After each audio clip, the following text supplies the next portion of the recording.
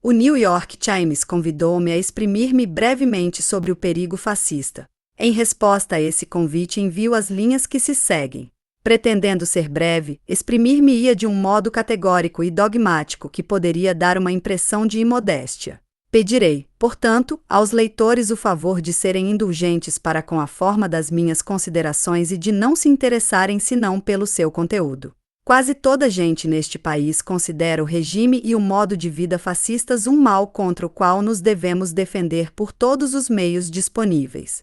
É reconfortante ver os espíritos concordarem nesse ponto. Mas uma tal unanimidade não existe nem acerca da natureza desse perigo nem sobre os meios a mobilizar para o afastar. Exprimirei o meu ponto de vista sobre este. Eu tive oportunidade de observar a propagação da epidemia na Alemanha. Não é sem dificuldades nem reticências que o homem renuncia às suas liberdades e aos seus direitos. Mas basta que um povo se veja, em grande parte, confrontado com uma situação insuportável para que se torne incapaz de um julgamento são e se deixe abusar voluntariamente por falsos profetas. Desemprego é a palavra terrível que designa essa situação. Também o recear do desemprego é igualmente lancinante. A ausência constante de segurança econômica engendra uma tensão que as pessoas são incapazes de suportar a longo termo.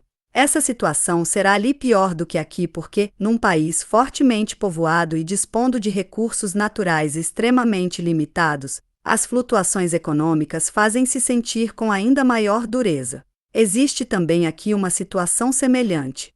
O progresso tecnológico e a centralização da produção provocaram um desemprego crônico e uma parte muito considerável da população em idade de trabalhar luta em vão para se integrar no processo econômico. Sobreveio desde então que tanto aqui como lá os demagogos encontraram algum sucesso provisório, mas, graças à existência neste país de uma mais forte e mais avançada tradição política, eles não duraram muito tempo. Estou convencido de que só medidas eficazes contra o desemprego e a insegurança econômica do indivíduo poderão realmente afastar o perigo fascista. Por certo, é necessário contrariar a propaganda fascista levada a cabo do exterior. Mas é preciso abandonar a ideia errônea e perigosa de que alcançaremos o fim do perigo fascista através de medidas puramente políticas. Tudo se passa, pelo contrário, como quando existe uma ameaça de contágio pela tuberculose.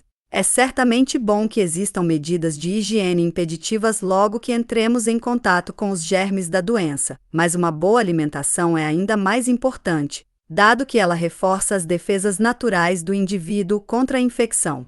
Todos os que se interessam pela salvaguarda dos direitos cívicos neste país devem, por conseguinte, estar disponíveis também a procurar de forma sincera uma solução para o problema do desemprego, tal como devem prestar-se aos sacrifícios necessários para alcançar. É preciso então perguntar se não é justificado sacrificar uma parte da liberdade econômica se isso permitir em contrapartida garantir a segurança do indivíduo e da comunidade política.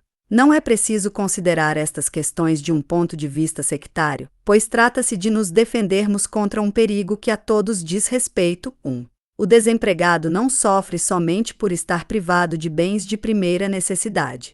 Ele sente-se ainda excluído da comunidade humana. Ele vê recusada a possibilidade de colaborar no bem-estar geral, não goza de nenhuma consideração, sendo mesmo percebido como um fardo. É absolutamente natural que ele tenha o sentimento de que nós procedemos incorrectamente perante ele e que, procurando desembaraçar-se por si mesmo, tenha pouco a pouco recorrido a meios ilegais, a actos criminosos. Mas, se um dentre eles consegue mesmo assim encontrar um emprego, após um período mais ou menos longo de desemprego, ele não é mesmo assim um homem livre, porque é inevitável que receie encontrar-se, em breve, de novo no desemprego. Esse estado de tensão bem real dos que têm um emprego, junto ao desemprego bem real daqueles que perderam o seu, torna as pessoas amargas. Na busca de uma saída, eles concedem sem discernimento a sua confiança ao primeiro que chegue a prometer-lhes uma melhoria da sua situação. É aí que reside o perigo político do desemprego. O perigo de ver o desemprego ameaçar a democracia é particularmente elevado quando são jovens aqueles que devem suportar essas amargas decepções. Eles preferem não importa que combate a resignação e a sua falta de experiência torna-os cegos aos perigos e aos riscos que comporta uma ação irrefletida. É interessante constatar a que grau a atitude dos homens face ao trabalho se modificou ao longo do tempo. Quando Adão foi punido, escutou: ganharás o teu pão com o suor do teu rosto. 2. O trabalho foi-lhe imposto como castigo e foi por isso considerado como uma maldição. O castigo do Adão moderno é o de ser desocupado e privado do seu trabalho. Aquele que tem um trabalho suscita inveja. Se considerarmos o progresso econômico da humanidade deste ponto de vista, lá se acaba essa bela altivez, tanto dá a impressão de termos, ao longo dos séculos, evoluído. O desemprego é particularmente cruel em período de crise econômica. Muitas pessoas têm por isso tendência a crer que, uma vez ultrapassadas as crises, o desemprego tenderá também a desaparecer. Isto parece-me, no entanto, incorreto. Mesmo em períodos de prosperity. 3. O desemprego é significativo. É por isso que penso que podemos, sem riscos de errarmos, abstrair-nos do fenômeno das flutuações quando refletimos nas causas do desemprego. Parece-me que a maneira mais convincente de elucidarmos a questão será recorrer a um modelo simplificado ao extremo. Imaginemos uma ilha isolada do resto do mundo, na qual a Terra possui um rendimento suficiente para nutrir os seus 300 habitantes. Supondo que existem 100 campos nessa ilha e que 100 habitantes possuem um campo cada um, com a condição de que todos os cultivem, produz-se mesmo a justa para sustentar os 300 habitantes.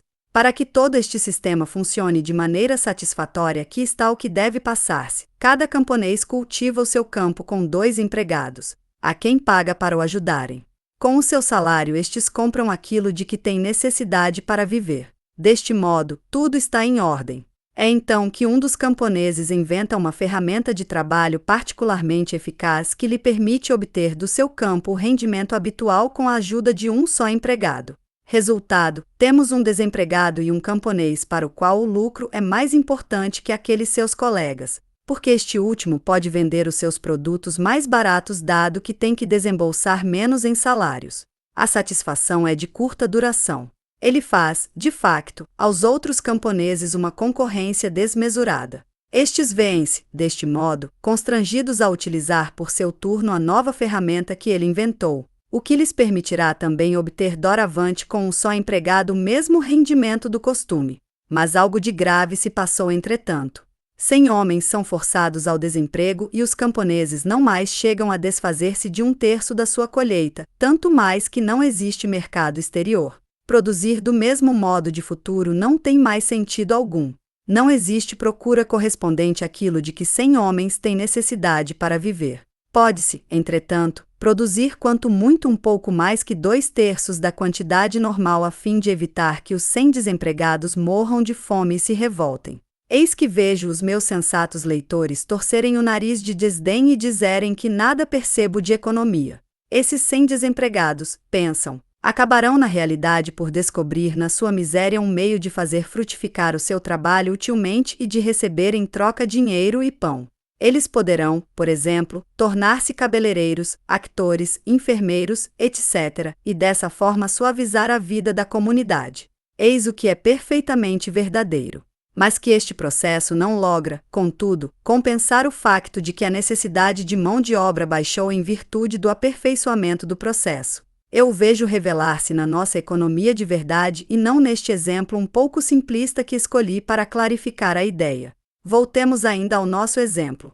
Os nossos 300 insulares quebraram a cabeça para encontrar uma forma de se desenvencilharem do desemprego de modo a recriarem o seu paraíso perdido. Para começar, é evidente que um só camponês não pode contratar 2 pessoas e dividir o tempo de trabalho por 2. Isto porque lhe seria necessário gastar tanto dinheiro com os salários destes 2 empregados que se tornava impossível a ele sustentar a concorrência dos outros camponeses. De facto, sozinho um camponês não pode resolver o problema. Mas todos juntos poderiam consegui-lo, e eis o que eles determinaram. Cada um deles contrataria 2 pessoas a meio tempo, mas com salário completo. A bem dizer, não era indispensável exigir um salário normal. Porque se as pessoas passassem a receber um salário reduzido a metade, os preços dos cereais teriam forçosamente que baixar, eles também, para a metade. E seria oportuno evitar este choque. 4. No mundo dos negócios.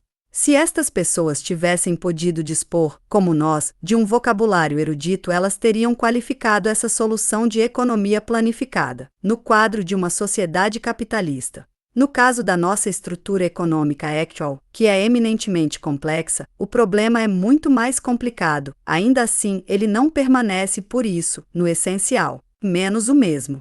Como as pessoas da nossa ilha estavam longe de serem tão instruídas quanto somos hoje em dia, não se encontrará pessoa alguma para combater essa proposição sob o pretexto de que se trata aqui de um entrave ao direito do cidadão de agir livremente, tal como está garantido pela Constituição, e, por outro lado, a falta de um Supreme Court. 5. Uma tal diligência não teria, por assim dizer, nenhum sentido. Indiquei, no que precede, o que é preciso, quanto a mim, procurar o único remédio contra o perigo fascista.